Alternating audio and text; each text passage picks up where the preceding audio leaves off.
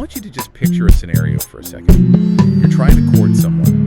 You're really, really into them. You want to impress them, right, with your intellect, your passion, the depth of your soul. The usual stuff. The usual stuff. Yeah. So you sit down to write them a message, and you decide, logically, that the absolute best opening move is to discuss the logistical problems of mailing them your detached thumbs, followed immediately by a story about washing your hands with gasoline at a Walmart. It's a bold strategy. I'm not sure I'd recommend it for, a first date. Or a second. Or any date. Or really any date in a standard social setting. But it definitely filters out the faint of heart. Filters out the fate of heart is. Yeah. Putting it mildly. Welcome back to the deep dive. Today we're looking at something different. We have this stack of digital correspondence here. Yeah. Messages, notes, links. It's titled The Infinite Counter and the Paradox of Beauty and the Mercurial Rhythms of Paul Valadez. And mercurial really is the key word for this entire thing. Absolutely. We're tracking the dynamic between two very specific, very unique people. Paul Valadez, who sometimes calls himself Erokhane, and a woman named Sui Shawe. Right. Now, usually when we dive into relationship dynamics, we're looking for, best practices. We talk about clarity, empathy, active listening. Stability. We usually look for stability. Today, we're looking at the exact opposite.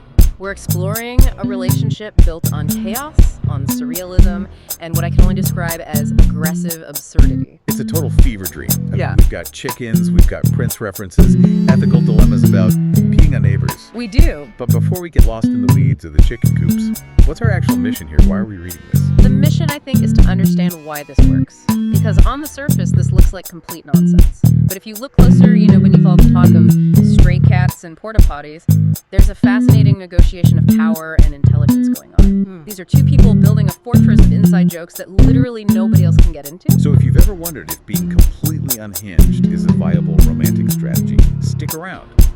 Let's dive into the paradox of beauty. Let's do it. Okay, let's start at the beginning, or at least the beginning of this document. We have Paul. He opens with this very flowery, very intense declaration of gratitude. Yeah. He says he wants to count the infinite ways he yearns to please Sui. Which starts almost deceptively normal. It's classic romantic hyperbole. You expect him to follow up with, I'd climb the highest mountain or something. Exactly, I'd swim the deepest ocean. But he doesn't climb a mountain. He goes straight to his hands. His thumbs. Specifically his thumbs. He wants to give her thumbs up. But then his brain, which we're going to learn, operates on this very literal, very distinct frequency. It glitches. It does. He realizes he can't actually give her two thumbs up. Because he needs them attached. Exactly. He writes, I cannot give you two thumbs because I need them to grasp you. And he actually apologizes for it. He says it would be painful for my thumbs to be detached.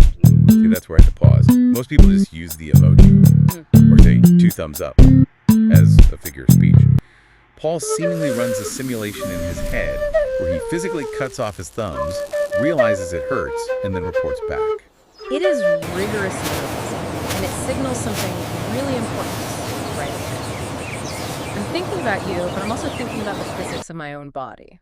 It's this strange mix of extreme devotion and extreme self-preservation. And that self-preservation, it extends to his lunch, doesn't it? Because right after offering his thumbs, or not offering them, he offers his soul. The classic trade. I give you my mind, my body, my soul, and his favorite stray cat. We'll get to the cat. But then he draws this really hard line. He says, I will not apologize with all my food. This is honestly my favorite part of the opening. You can have my soul, you can have my body, but you cannot have my sandwich. It sounds so selfish at first glance, like, oh, he's just hungry. But look at the reasoning he gives. He says, food is required for my intelligent body to please you as you wish. He is framing his eating habits as a service to her. He's basically saying, I have to maintain this machine so it can continue to worship you. So it's utilitarian romance. I can't be a great lover if I'm hangry. Precisely. Now imagine getting this message. A guy says, sorry about my thumbs, here's a stray cat, but I'm keeping my lunch because I need the calories to please you. Most people block the number. But Sui doesn't. No, Sui leans in. And this is where we see that mercurial dynamic start to take shape. She doesn't call him crazy. She calls him her dear, devoted counter of infinity. She plays along with his logic. Totally. She declines the thumbs because, logically, they're useless without hands. And she declines the cat because the cat probably prefers its current situation. She validates his absurdity. She doesn't dismiss it. She elevates it. She calls him delightfully absurd. And this brings us to the core theme of their early stuff, the paradox. Right, Paul drops this line that I thought was actually kind of profound in a weird way. He says he's usually overpowered by beauty, but he never thought he'd meet a female smart enough to outsmart her beauty. It's a heavy concept. He's implying that for most people, beauty is a trap. It's a blinding light that hides a lack of substance. But he sees Sui as someone who has moved past that. And Sui loves this. She calls it a rare phenomenon, a true paradox. But notice what she does next. She doesn't just say thank you. She challenges him. She asks, is it the weight of my words that stirs you, or the force of the woman behind them? She's checking if he can keep up. Yes. They're establishing that they're both the smartest people in the room. It's a bit of an ego contest, sure, but it sets the stakes. And now that they've found each other, the question is, who is outsmarting whom? It feels like a chess match. But then, the chessboard gets flipped over, someone sets the pieces on fire, and suddenly we're at a Walmart. The shift is jarring. We go from high philosophy about beauty to, well, a porta potty. This is the Walmart saga. Paul describes the scene. He sees a woman, it's implied to be Sui, or a dream version of her walking out of a porta potty at Walmart. And she's followed by that stray cat we mentioned, the super fat pussy cat. Right. And Paul, being Paul, doesn't just, say hello. He proposes a deal. And the terms of this deal are incredibly specific. To hold the cat, she has to meet two conditions. First, she has to wash her hands at the gas station. But not with water. With gas. Gasoline. Why gas? Is there a logic to that, or is he just being, gross? In Paul's world, there's always a logic. It's visceral. Gasoline cleans, but it burns. It's dangerous. It's the purest fuel, as he calls it. It creates this heightened sense of reality. Don't forget washing your hands with gasoline. And the second condition? She has to sing. Specifically, la la la means I love you. So you have this image. A beautiful woman smelling like gasoline, singing an old soul ballad at the top of her lungs at a Walmart gas station. And she doesn't just sing, she performs. Paul types it out in the name of Luffff. Luffff. And she pays for the gas with a $100 bill.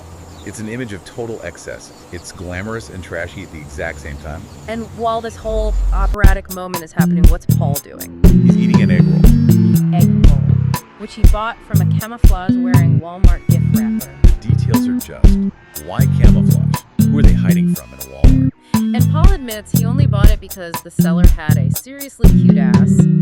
But, and this is key, he clarifies that her persuasiveness was not with her words. He always circles back to that. Even when he's distracted by a camouflage-wearing butt, he's comparing it to Sui's intellect. He's telling her other people might have physical appeal, but they don't have your word. And how does Sui react to all this? Does she ask why she's washing with gas? Not at all. She just counters with her own mythology. She claims her music is so powerful it makes grandmas at Walmart dance like Britney Spears. Sex machines dancing in the aisles, I think was the phrase. Yes. And this is where the source material links out to a video. It's the Charlie Murphy's True Hollywood Stories sketch about Prince. Oh, the Chappelle Show sketch. Game blouses. Exactly. And think about what that sketch represents. It's Prince, this ethereal, magical being playing basketball in high heels and then serving pancakes. It's completely absurd, but everyone just accepts it because, well, it's Prince. So by bringing that in, they're casting themselves as these larger-than-life characters. Exactly. They're not just two people texting. They're characters in their own true Hollywood story. They're acknowledging that their relationship is basically a performance art piece. So they have the visuals down, they have the set design. The soundtrack is just as chaotic. The document the mercurial rhythms of Paul Valadez is. It's basically a mixtape of YouTube links. It's a barrage of sound, but Paul uses it to make this one very specific comparison. He tells Sui that if she were famous, she would be better than Mariah Carey. Which is high praise. Mariah is the gold standard for vocal range. But Paul's reason isn't about pitch. He says it's because her voice is fast like her mind. He says she calculates legendarily fast. Legendarily fast. I got stuck on that phrase. It makes her sound like a processor, not a person. It just reinforces that theme of speed. He thinks most people, the clueless class as he calls them, are moving in slow motion. They're buffering. But Sui, she has a natural need for speed. It's like he's saying, you think so fast, only I can keep up with you. But then the conversation pivots. And honestly, this was the hardest part for me to figure out. Yeah. The dogs. The dog motif is persistent. He mentions whistling a tune for his mother's dog. Okay, that's wholesome. Yeah. But then he sends a photo of a dog and asks if it's a porn dog star. Yeah. Because of the tail action? I have to ask, is he trying to be funny? Or is this just unsettling? I think it's a test. He's sexualizing something completely innocent, a dog wagging its tail to see if she flinches. Yeah. Uncomfortable, yeah. But in the context of their nothing is off limits world, it's another boundary he's pushing. And speaking of pushing boundaries, we get the AI monologue. This felt like a complete glitch in the Matrix. This is where the language itself starts to break down. He writes this long paragraph from the perspective of an AI's humble opinion. He starts rambling about Aunt Jemima and syrup. And then he gets into this weird analysis of the letter V versus the letter W. Right. He says, irrelevance and irrelevance do not equate to insignificance, much like the double V is unrelated to the single W. Which is factually weird, right? Yeah. Because W is literally double U or double V in this language. They're related. Of course. But Paul is trying to deconstruct meaning itself. He's asking, did I say, oh, suey, or just, ooh? He's obsessed with the nuance of the sound he's making. He's trying to communicate that words are failing him. So it's like he's trying to express a feeling that's so big, language can't hold it, so he's just smashing language to pieces. That is a great way to put it. And he ends that monologue by quoting a woman, maybe Suey, maybe a voice in his head, calling him a super hard, NB, super stupid man. Super hard and super stupid. It's the ultimate backhanded compliment. He's difficult, impenetrable, hard, but he's also stupid, simple, primal, and he wears that stupid label with a capital S like it's a badge of honor. Now, we've gone from high-speed intellect to AI monologues. But Paul doesn't stay in the digital world for long. He pivots violently back to nature. And I did not see this one coming. The poultry turn. Chickens. Suddenly, we are talking about chickens. Paul asks, why do human females love eating chicken feet? He calls it a strange mystery. But he doesn't just ask the question, he builds an entire folklore around it. He describes a chicken playing a song because of the internal torment of watching people eat feet. It's like he thinks animals are constantly performing for humans, just like he is for Suey. But then he introduces a very specific breed. And this is where that rare phenomenon theme comes back, the Ayam Samani. He calls it the Lamborghini of chickens. Have you ever seen one of these? I looked it up while I was reading this. It's striking. It's an Indonesian breed, and it's entirely black. The feathers, the beak, the tongue, the feet, the bones, even their internal organs are black. It looks like a shadow Well, or a void. and Paul is obsessed with it. He contrasts it with the poor, pure white chickens. He collects rarities.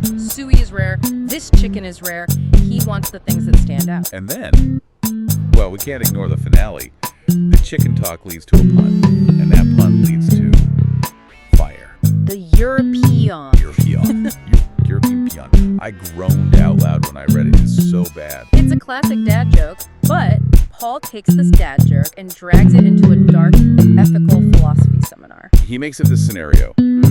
Your neighbor, specifically a neighbor you find extremely ugly, is on fire. Right, the premise is you have no water, you have no fire extinguisher. So Paul argues logically the only ethical thing to do is to pee on them. But he emphasizes that you don't want to touch them because they're ugly. He says the burns would make them even uglier. It's this brutal utilitarianism again. I will save you, but I will defile you to do it, and you should be grateful. Then he complains that the neighbor would probably be ungrateful. Mother furs, no appreciation. It is such a chaotic way to end a romantic correspondence. I love you, you're faster than Mariah Carey, look at this black chicken, and by the way, I'd pee on my ugly neighbor to save them. But does it fit? Is this actually part of the courtship? If you look at the pattern, yes. It is all about extreme scenarios. Washing hands with gas, detaching thumbs, peeing on neighbors. Paul is constantly testing the boundaries of what's acceptable.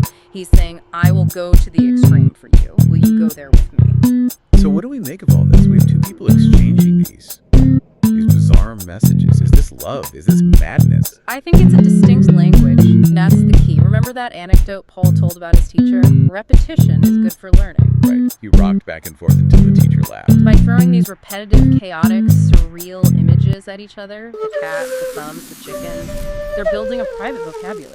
A shibboleth. A shibboleth. It's a biblical term, basically a password that proves you're part of a specific group. For Paul and Siri, the egg roll or the corn dog star or detached thumbs, those are the passwords. So when Paul mentions an egg roll, Sui knows it isn't just an egg roll, it's part of their lore. Exactly. It's a courtship defined by these strange relationships. They are isolating themselves from the rest of the world, the clueless class, by being the only two people who understand the joke. It's like they're building a fortress out of absurdity. If you can't understand why I'm talking about a black chicken, you can't come in. And Sui's the only one with the key. She's the only one legendarily fast enough to dodge the madness and see the intellect underneath it all. It really makes you think about how we communicate. We usually try to be so clear, so curated. We edit our text, we use the right emojis. These two are just vomiting their subconscious at each other and calling it poetry. And maybe that's the most honest way to do it. I want to leave you with a thought from the text. Paul describes himself as a super hard A&D, super stupid man. In a world full of people trying to be perfectly polished and rational, is the only way to truly win over a legendarily fast mind to be completely unapologetically bizarre. Maybe we should all be a little more like that I am Samani chicken. Totally unique, a little scary, and definitely worth a Google search. Just, maybe keep your thumbs attached. Solid advice. Keep counting to infinity, everyone.